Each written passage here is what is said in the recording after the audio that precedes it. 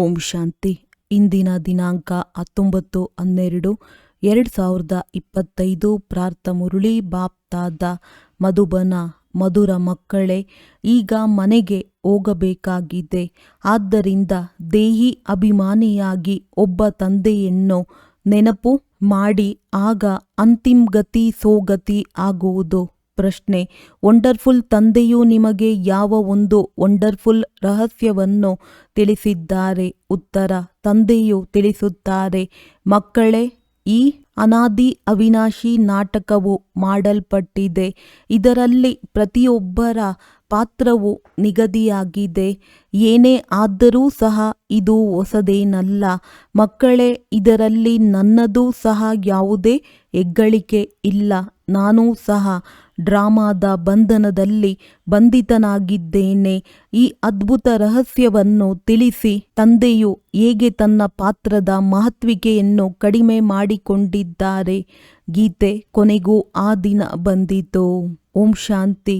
ಮಧುರಾತಿ ಮಧುರ ಆತ್ಮಿಕ ಮಕ್ಕಳು, ಈ ಗೀತೆಯನ್ನು ಹಾಡುತ್ತಿದ್ದೀರಿ. ಮಕ್ಕಳಿಗೆ ತಿಳಿದಿದೆ, ಕಲ್ಪದ ನಂತರ ಪುನಃ ನಮ್ಮನ್ನು ಧನವಂತರು, ಆರೋಗ್ಯ ಮತ್ತು ಐಶ್ವರ್ಯವಂತರನ್ನಾಗಿ ಮಾಡಲು, ಸುಖ, ಶಾಂತಿ, ಪವಿತ್ರತೆಯ ಆಸ್ತಿಯನ್ನು ಕೊಡಲು ತಂದೆಯು ಬರುತ್ತಾರೆ. ಬ್ರಾಹ್ಮಣರು ಸಹ ಆಯುಷ್ಮಾನ್ ಭವ್, ಧನವಾನ್ ಭವ್, ಪುತ್ರವಾನ್ ಭವ್ ಎಂದು ಆಶೀರ್ವಾದ ಕೊಡುತ್ತಾರಲ್ಲವೇ? ನೀವು ಮಕ್ಕಳಿಗಂತೂ ಆಸ್ತಿಯೂ ಸಿಗುತ್ತಿದೆ. ಆಶೀರ್ವಾದದ ಯಾವುದೇ ಮಾತಿಲ್ಲ. ಮಕ್ಕಳು ಓದುತ್ತಿದ್ದೀರಿ.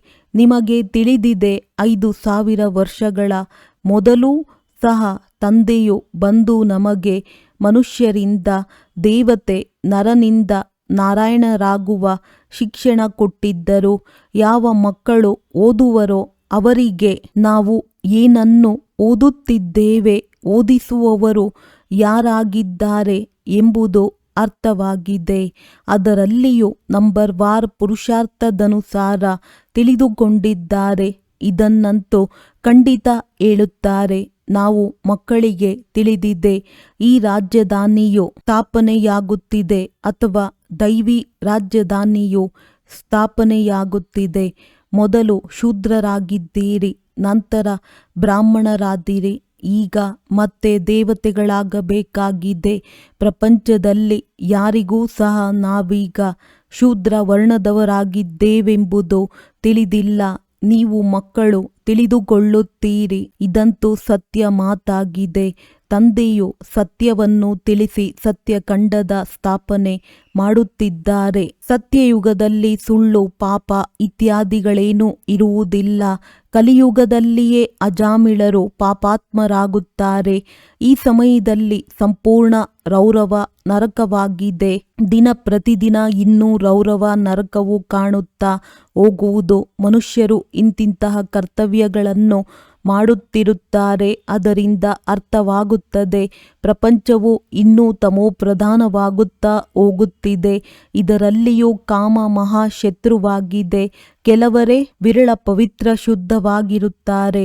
ಮೊದಲು ಜಂಗಮರು ಹೇಳುತ್ತಿದ್ದರು, ಇಂತಹ ಕಲಿಯುಗ ಬರುವುದು. 12-13 ವರ್ಷದ ಕುಮಾರಿಯರು ಮಕ್ಕಳಿಗೆ ಜನ್ಮ ಕೊಡುತ್ತಾರೆ. ಈಗ ಆ ಸಮಯವಾಗಿದೆ. ಕುಮಾರ ಕುಮಾರಿಯರೆಲ್ಲರೂ ಬಹಳ ಕೊಳಕು ಕೆಲಸಗಳನ್ನು ಮಾಡುತ್ತಿರುತ್ತಾರೆ. ಯಾವಾಗ ಸಂಪೂರ್ಣ ತಮೋಪ್ರಧಾನರಾಗಿ ಬಿಡುವರೋ ಆಗ ತಂದೆಯು ಹೇಳುತ್ತಾರೆ, ನಾನು ಬರುತ್ತೇನೆ. ಡ್ರಾಮಾದಲ್ಲಿ ನನ್ನದೂ ಪಾತ್ರವಿದೆ. ನಾನೂ ಸಹ ಡ್ರಾಮಾದ ಬಂಧನದಲ್ಲಿ ಬಂಧಿತನಾಗಿದ್ದೇನೆ. ನೀವು ಮಕ್ಕಳಿಗಾಗಿ ಯಾವುದೇ ಹೊಸ ಮಾತಿಲ್ಲ. ತಂದೆಯು ತಿಳಿಸುವುದೇ ಹೀಗೆ. ಚಕ್ರವನ್ನು ಸುತ್ತಿದ್ದೀರಿ, ನಾಟಕವು ಪೂರ್ಣವಾಗುತ್ತದೆ.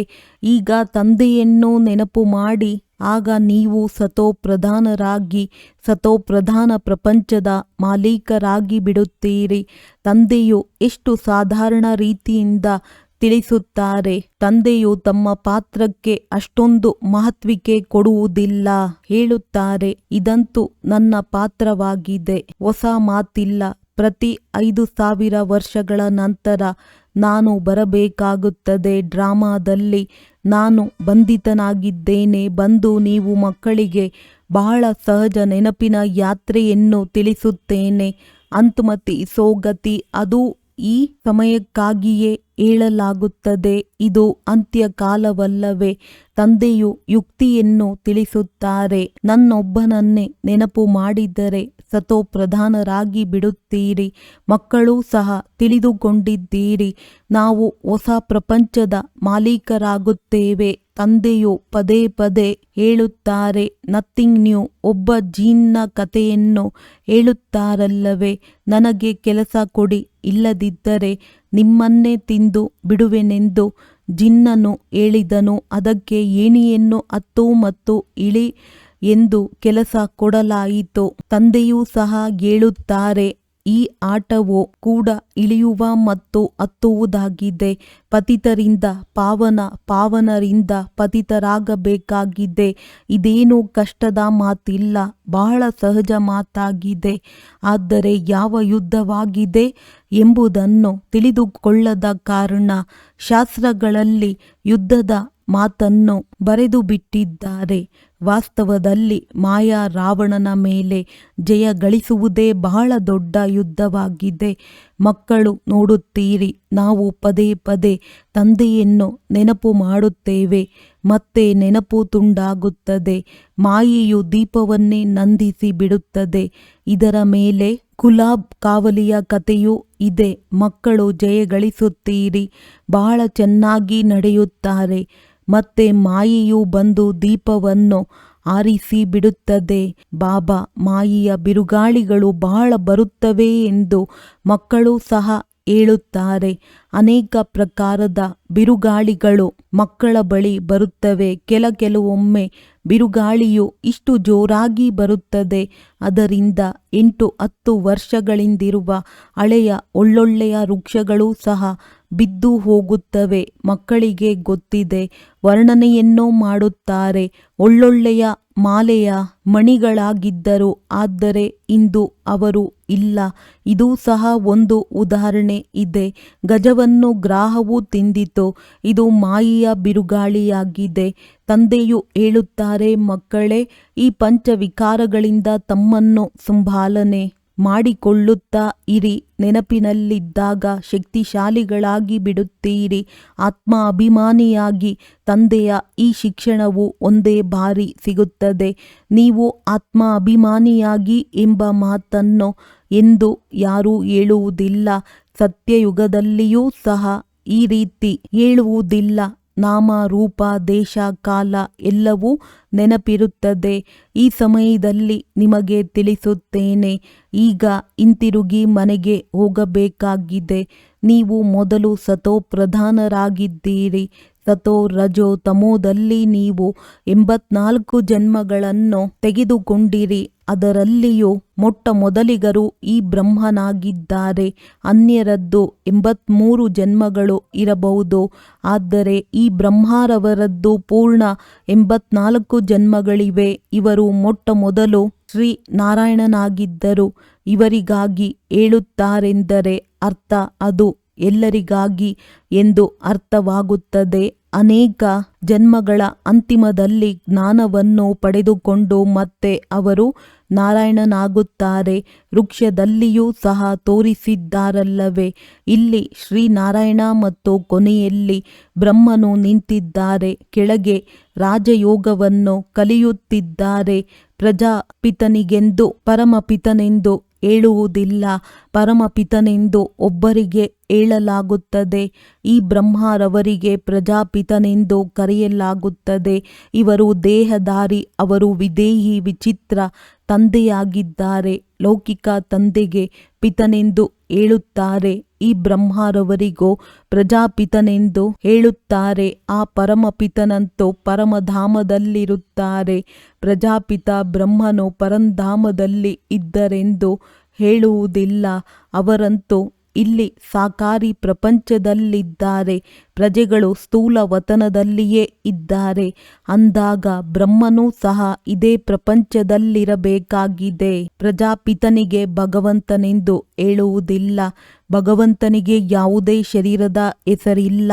ಮನುಷ್ಯನ ಶರೀರ ಯಾವುದಕ್ಕೆ ಹೆಸರು ಬರುತ್ತದೆಯೋ ಅದರಿಂದ ಅವರು ಭಿನ್ನವಾಗಿದ್ದಾರೆ.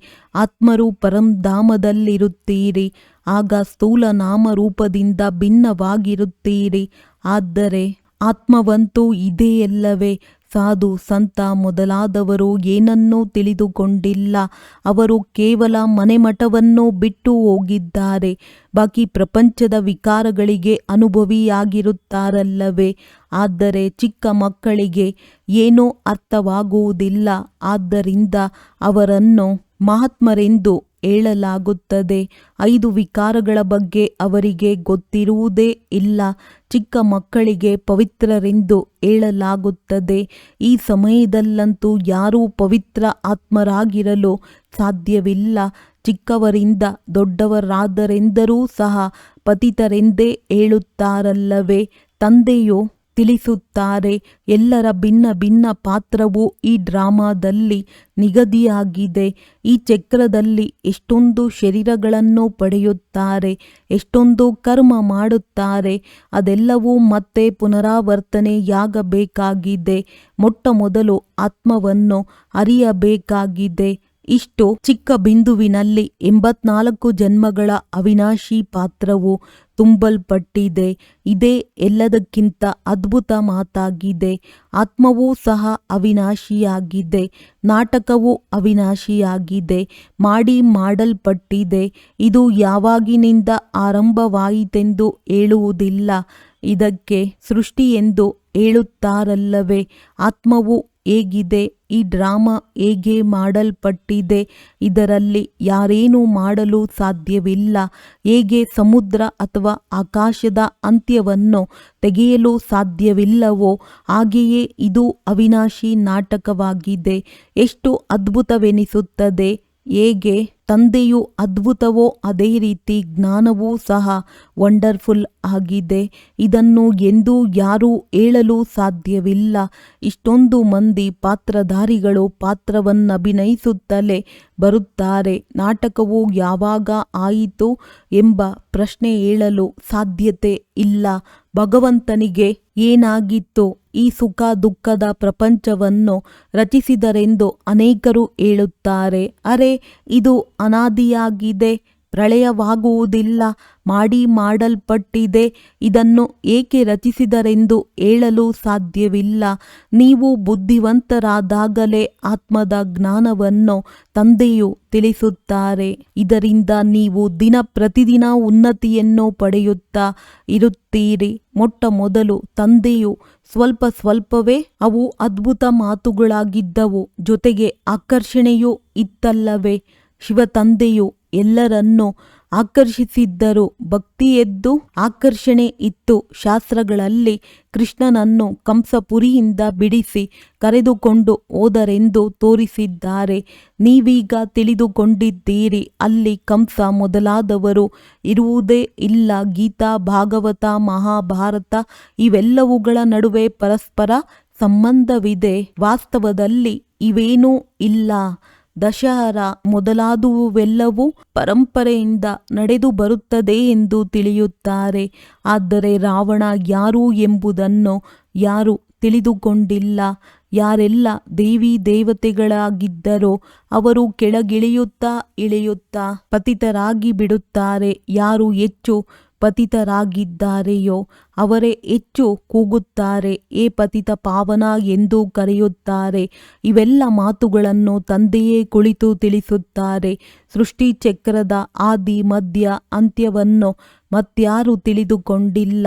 ನೀವು ತಿಳಿದುಕೊಳ್ಳುವುದರಿಂದ ಚಕ್ರವರ್ತಿ ರಾಜರಾಗುತ್ತೀರಿ. ತ್ರಿಮೂರ್ತಿ ಚಿತ್ರದಲ್ಲಿ ಬರೆಯಲ್ಪಟ್ಟಿದೆ, ಇದು ನಿಮ್ಮ ಜನ್ಮಸಿದ್ಧ ಅಧಿಕಾರವಾಗಿದೆ. ಬ್ರಹ್ಮನ ಮೂಲಕ ಸ್ಥಾಪನೆ, ಶಂಕರನ ಮೂಲಕ ವಿನಾಶ, ವಿಷ್ಣುವಿನ ಮೂಲಕ ಪಾಲನೆ.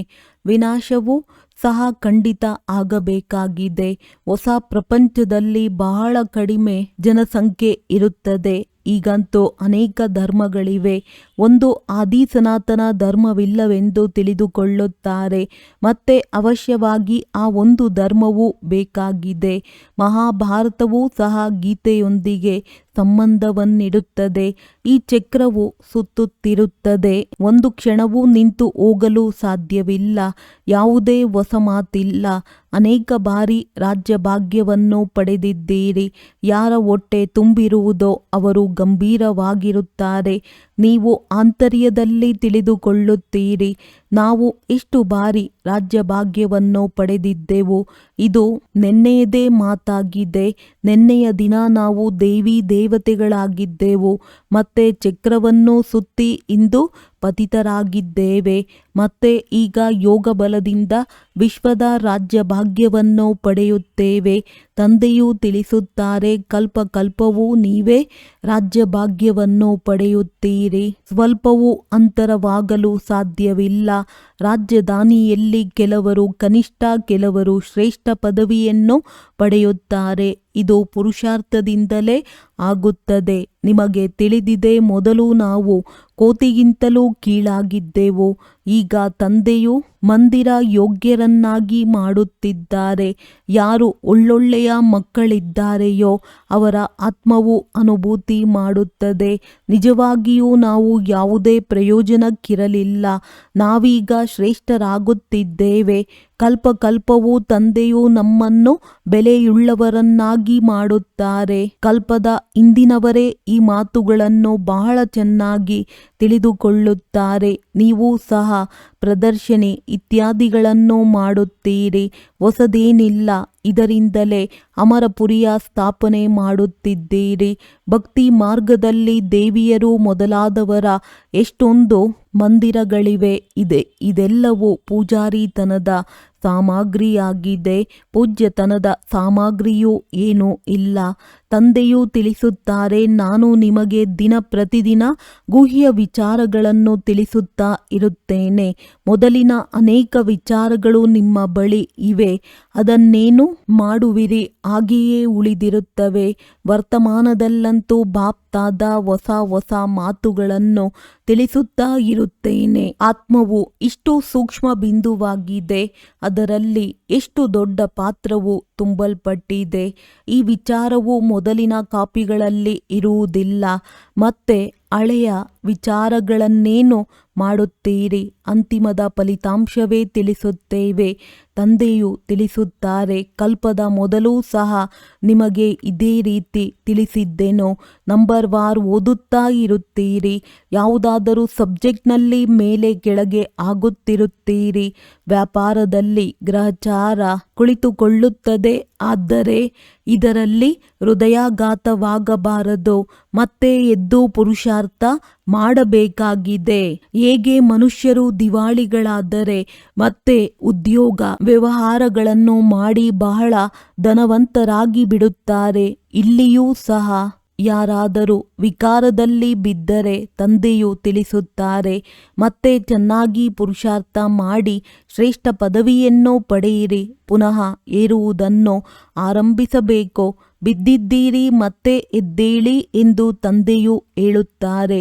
ಹೀಗೆ ಅನೇಕರಿದ್ದಾರೆ. ಬಿದ್ದ ಮೇಲೆ ಮತ್ತೆ ಏಳುವ ಪ್ರಯತ್ನ ಪಡುತ್ತಾರೆ. ತಂದೆಯು ಇದನ್ನು ತಡೆಯುವುದಿಲ್ಲ, ಏಕೆಂದರೆ ತಂದೆಗೆ ಗೊತ್ತಿದೆ ಹೀಗೂ ಅನೇಕರು ಬರುತ್ತಾರೆ. ಆದ್ದರಿಂದ ಮತ್ತೆ ಪುರುಷಾರ್ಥ ಮಾಡಿ ಎಂದು ಹೇಳುತ್ತಾರೆ. ಚಿಕ್ಕ ಪುಟ್ಟ ಸಹಯೋಗಿಗಳಾದರೂ ಆಗುತ್ತಾರಲ್ಲವೇ. ಡ್ರಾಮಾ ಪ್ಲಾನ್ ಅನುಸಾರವೆಂದೇ ಹೇಳಬಹುದು. ತಂದೆಯು ಹೇಳುತ್ತಾರೆ, ಒಳ್ಳೆಯದು ಮಕ್ಕಳೇ, ಈಗ ತೃಪ್ತಿಯಾಯಿತು. ಬಹಳ ಮುಳುಗಿದ್ದೀರಿ. ಈಗ ಮತ್ತೆ ಪುರುಷಾರ್ಥ ಮಾಡಿ. ಬೇಹದ್ದಿನ ತಂದೆಯಂತೂ ಇದೇ ಹೇಳುತ್ತಾರಲ್ಲವೇ. ತಂದೆಯ ಬಳಿ ಹೋಗಲು ಎಷ್ಟೊಂದು ಮಂದಿ ಬರುತ್ತಾರೆ. ಬೇಹದ್ದಿನ ತಂದೆಯು ಮಾತನ್ನು ಪಾಲಿಸುವುದಿಲ್ಲ, ಪವಿತ್ರರಾಗುವುದಿಲ್ಲವೇ ಎಂದು ತಂದೆಯು ಕೇಳುತ್ತಾರೆ. ತಂದೆಯು ಆತ್ಮವೆಂದು ತಿಳಿದು ಆತ್ಮನಿಗೆ ಹೇಳುತ್ತಾರೆ. ಆದ್ದರಿಂದ ಬಾಣವು ನಾಟುತ್ತದೆ. ಉದಾಹರಣೆಗೆ, ಸ್ತ್ರೀಗೆ ಬಾಣವು ನಾಟುತ್ತದೆ ಎಂದರೆ ನಾವು ಪ್ರತಿಜ್ಞೆ ಮಾಡೋಣವೆಂದು ತಿಳಿಸುತ್ತಾರೆ. ಅದು ಪುರುಷನಿಗೆ ಇಡಿಸುವುದಿಲ್ಲ. ಮತ್ತೆ ಮುಂದೆ ಹೋದಂತೆ ಅವರನ್ನು ಮೇಲೇಳಿಸುವ ಪ್ರಯತ್ನ ಪಡುತ್ತಾರೆ. ಮತ್ತೆ ಇಂಥವರು ಅನೇಕರು ಬರುತ್ತಾರೆ. ಪುರುಷನನ್ನು ಸ್ತ್ರೀ ಜ್ಞಾನದಲ್ಲಿ ತರುತ್ತಾರೆ. ಆಗ ಸ್ತ್ರೀ ನಮ್ಮ ಗುರುವೆಂದು ಹೇಳುತ್ತಾರೆ. ಆ ಬ್ರಾಹ್ಮಣರು ಸಹ ಕಂಕಣವನ್ನು ಕಟ್ಟಿಸುವ ಸಮಯದಲ್ಲಿ ಇವರು ನಿಮ್ಮ ಗುರು, ಈಶ್ವರ ಎಲ್ಲವೂ ಆಗಿದ್ದಾರೆಂದು ಹೇಳುತ್ತಾರೆ. ಇಲ್ಲಿ ತಂದೆಯು ಹೇಳುತ್ತಾರೆ, ನಿಮಗೆ ಒಬ್ಬರೇ ತಂದೆಯು ಸರ್ವಸ್ವವೂ ಆಗಿದ್ದಾರೆ. ನನ್ನವರು ಒಬ್ಬ ತಂದೆಯ ವಿನಃ ಅನ್ಯ ಯಾರೂ ಇಲ್ಲ. ಎಲ್ಲರೂ ಅವರನ್ನೇ ನೆನಪು ಮಾಡುತ್ತಾರೆ. ಅವರೊಬ್ಬರೊಂದಿಗೆ ಬುದ್ಧಿಯೋಗವನ್ನು ಇಡಬೇಕಾಗಿದೆ. ಈ ದೇಹವು ನನ್ನದಲ್ಲ. ಒಳ್ಳೆಯದು.